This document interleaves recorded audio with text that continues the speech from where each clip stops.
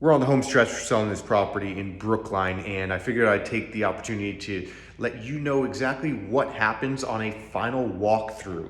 What are the items that you should look for when you are completing your final walkthrough? So the final walkthrough is your last opportunity as a buyer to essentially inspect the home and make sure that everything is as represented as of the purchase and sale contract. So this is typically done right before closing, within hours. You want that window to be as small as possible so that there's the least amount of chance that something can happen between then and closing, because the final walkthrough is your last chance to say, whoa, this is not how it was, this was not represented. Let's take a look at some of the other items you should look for. Take a look at the floors. Typically they're going to be rugs. Once they're pulled up, you can see, has there been any damage done? A lot of things can be hidden by furniture. Are there any giant holes in the walls, larger than nail heads? These are all items that you want to look for quickly as you walk through with the property that's vacant.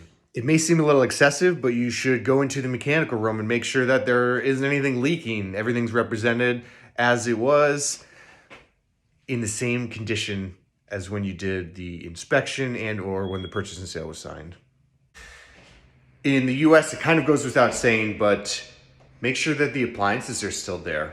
A little fact check: in European countries, they take the appliances with them often. So make sure that the appliances are still here, because those are typically included in the sale as outlined by the purchase and sale agreement. Now, one way to look at the final walkthrough is not so much an inspection, but a verification that everything is as it was represented. Typically when furniture is moved out is an opportunity for things to potentially get damaged. So you just want to make sure there aren't any giant holes in the walls, etc. So the question then is, what happens if there is damage? Now you have a couple of options. The first option is you close, but you do a holdback.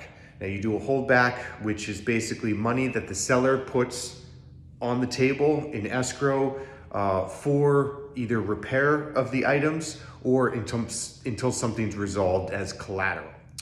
Your other option is to delay closing until the item is resolved. Now, this happened to us in a recent example. A buyer was purchasing a house. We did the final walkthrough and there was a puddle on the floor. Now, this is something that our buyers were not comfortable moving forward with and fixing themselves because of the potential for the problem to be bigger than immediately apparent. So we delayed the closing, the problem was fixed, and then we closed.